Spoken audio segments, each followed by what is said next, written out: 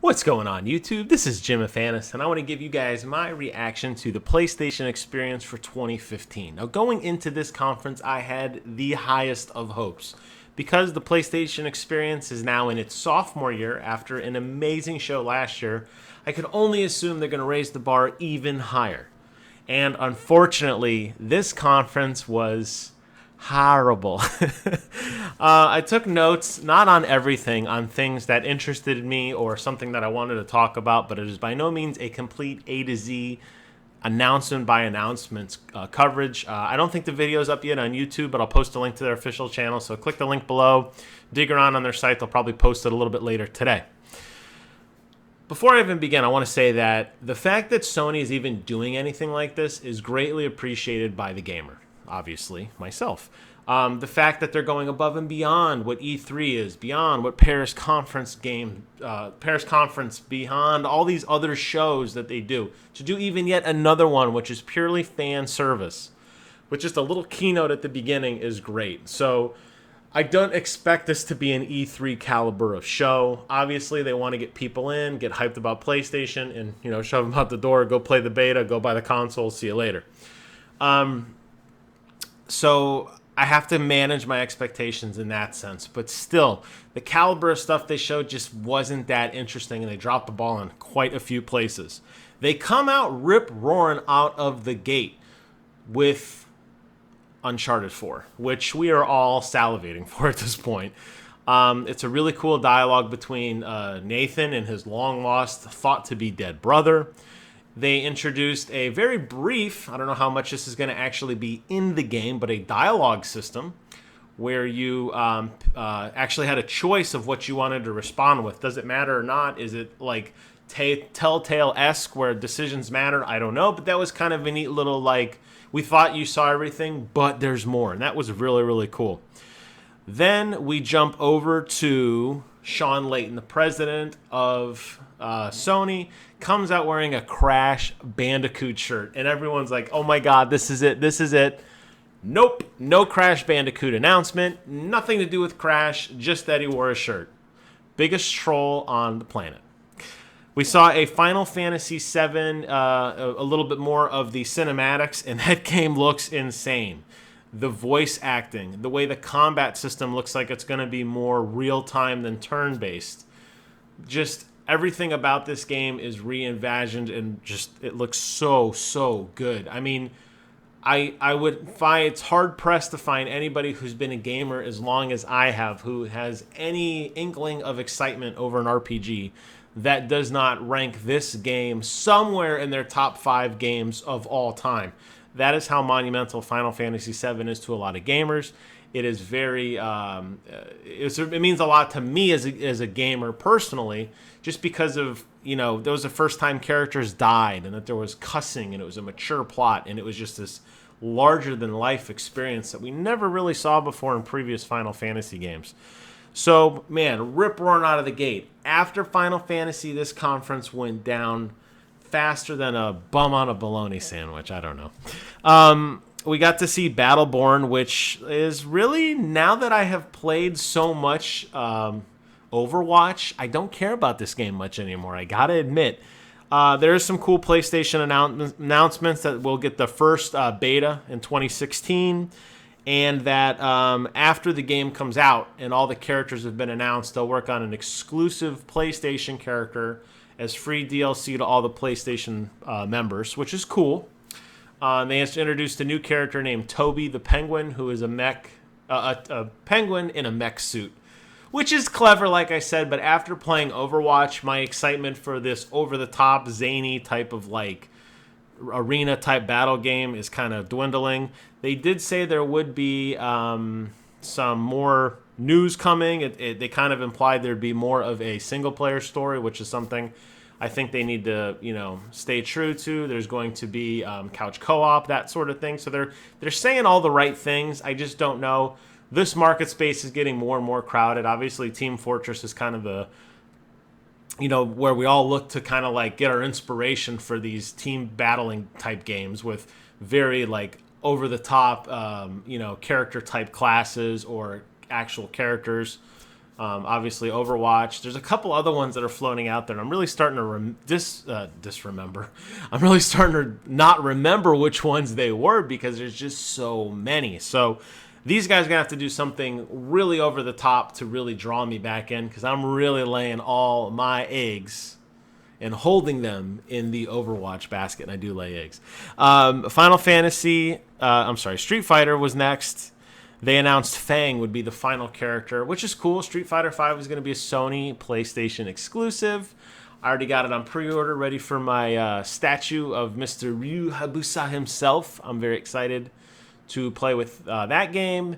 They also announced there's going to be a season pass coming, but if you don't want the season pass, don't worry about it. All the characters can be unlocked in-game with in-game transactions. Probably going to take you an eternity, but the DLC is on sale today if you want to go ahead and buy the season pass and just wait until February like everyone else. I don't know why you'd want the season pass now, but if you want it, it's there. Adult Swim came out. They're really standing up their game division. This is really, really interesting. And they're kind of doing some collaboration with Double Fine. They kind of blended together. Everything I saw looked like a lot of kind of goofy indie games, and those are unfortunately becoming a dime a dozen.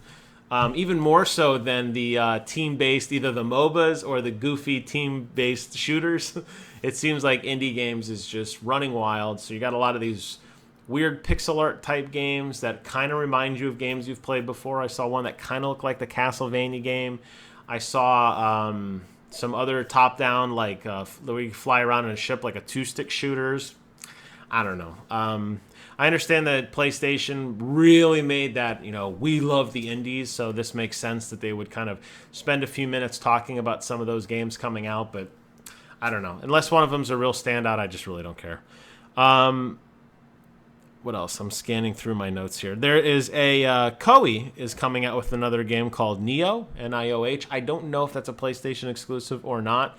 Those are the guys that made Dynasty Warrior, and it looks like you're still kind of like a ninja dude. There's still the kind of same combat, but it looks like you're fighting kind of more one-on-one, like kind of sneaking through like some castle or something, fighting people. That looked kind of interesting.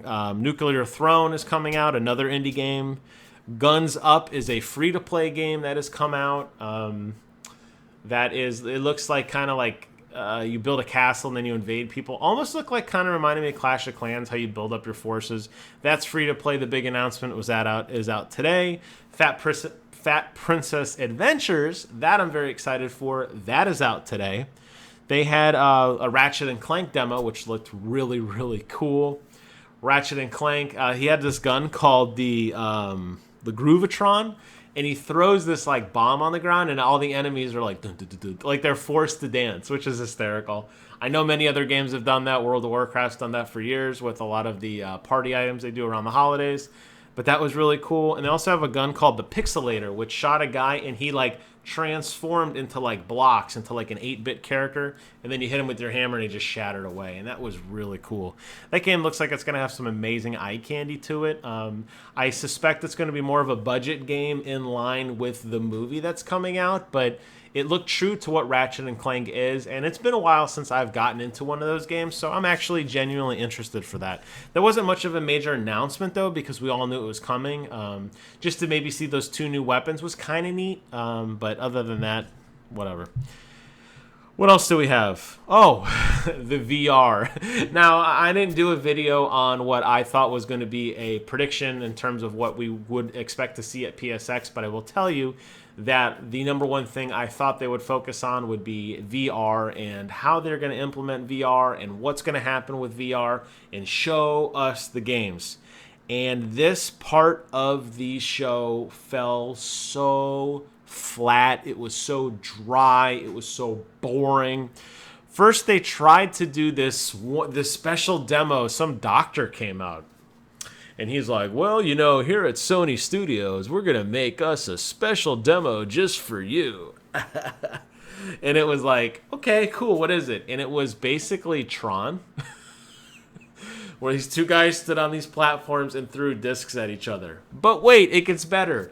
Dr. Cool over there, his little Tron, like his little PlayStation Move wand didn't work, so he just stood there like a lump while the other guy threw discs at him. Do you see his face? Who cares? It was horrible. Then they moved on to Res Infinite, which, if you guys played Res before, it's a motion shooter, I guess is the best way to explain it. You're kind of moving through, and there's music that plays, and the music kind of cues you on where to shoot and how to shoot. There's a game called Amplitude. I believe it was made by the same guys, where you actually went through a song and laid down like the drum beat, the guitar beat, the vocals, and you had to jump between these tracks. Res is kind of like that, but it's more just shooting everything, but there's different music and that sort of thing. It looks cool. It looks like it'll be a standalone experience, but they want to make it in VR. And the guy playing it in VR, I'm not sure how that works, because he was playing in this really goofy-ass tinfoil light-up spacesuit with this helmet on. It looks so goofy. And I don't know what he was looking at, because the camera's pretty much, you use the thumbsticks to aim where you want to shoot. So I'm not sure what he was, with the VR headset, what he was seeing. Then they had 100-foot robot golf, zombie taxi driver, and then the big reveal at the end was Ace Combat 7. If this is what Sony is banking on for VR, this thing will flop. There were no announcements on price. There were no announcements on release, other than, we believe, next year.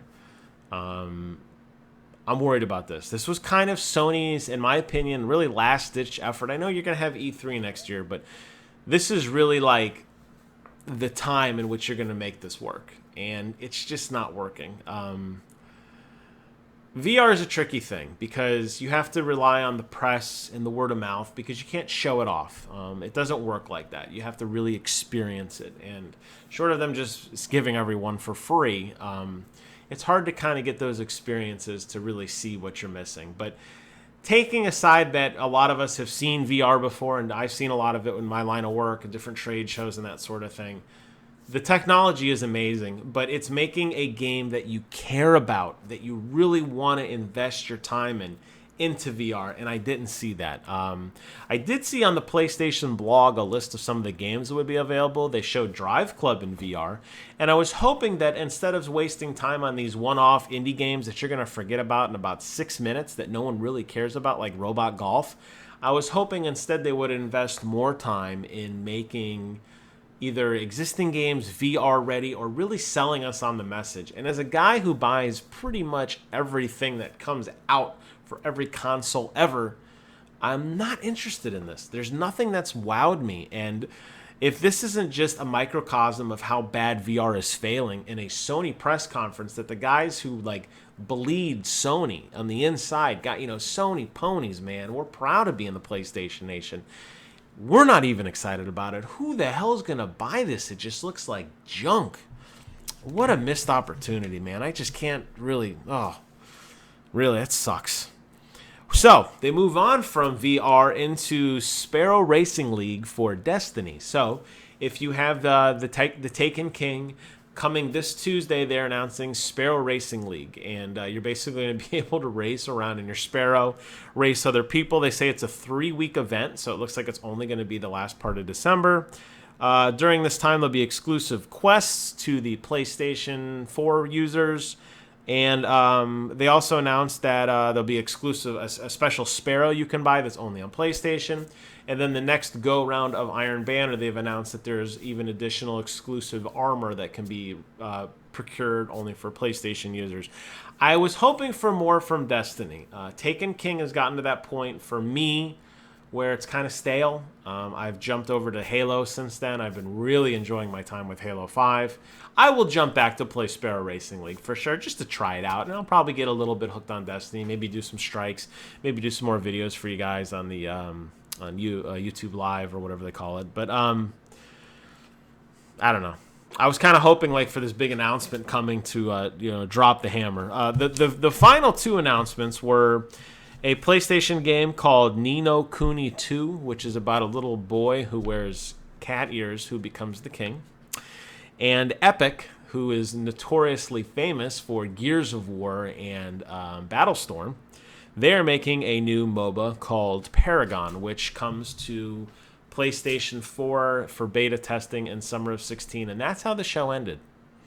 I got to say, after I was done, I turned to my wife, who was sitting in that chair right there. See that chair? That chair. And she looked at me and she's like, I'm sorry. She just looked at me and said she was sorry because she knew that my heart was broken because this conference sucked. It was so bad. I was just waiting for something to happen. Give us this amazing announcement. Tell us something that's so cool. All the momentum.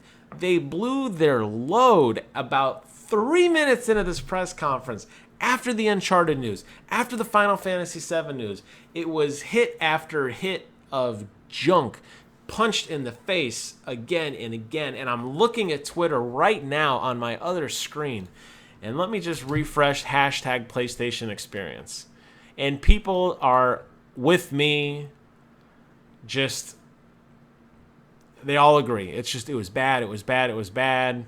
Now, I will say I am appreciative and extremely appreciative that Sony is taking time out of their busy lives to throw an additional conference for the fans, and that they're allowing people to come out and beta test, basically get these first look new games and all the goodie bags that those guys are getting over there, and the shirts and the hats and the collectible card set and everything. And that is what's going to keep Sony on top. I'll tell you that right now. You take care of your fans, you make your fans feel special and important, and you give them goodies that they can't get anywhere else, and they will come back every single time. And that is why Sony is kicking Microsoft's ass, kicking Nintendo's ass, because they're doing it right. But I will say this. This press conference did not wow me, and I feel as if for my non-PlayStation friends like Brent, I'm going to be the biggest target for a couple weeks online as people are like, hey dude, how's Sony now? Because this conference just blew it. Anyways, so it's bittersweet. I'm happy but disappointed. Isn't that the worst thing when your dad tells you, hey son, I'm disappointed in you? That's how I felt about this. Sony, I'm disappointed in you guys. This press conference could have been so much better. There could have been better announcements. There could have been more exciting things. The real wow moments fell off early. And if we're stuck in between development times, that's fine. Then put the PlayStation Experience at a different time of the year. Make it mean something. Make us feel like we're part of this great juggernaut of amazing. Walking away from this press conference, I didn't feel that. So it is a bittersweet moment for me. What I'm curious is from you guys. I'm seeing it on Twitter, so I already know the answer, but let me know what you guys thought about the PlayStation Experience. The only redeeming thing is there is going to be some panels later this afternoon. They have the future of VR. I'm curious about that. And then the guys at Kind of Funny are doing the PS I Love You XOXO Live. I will watch that. Short of that, I'm out. I'm going to be upstairs playing Star Wars. Thanks for watching, and until next time, I will see you guys on the other side.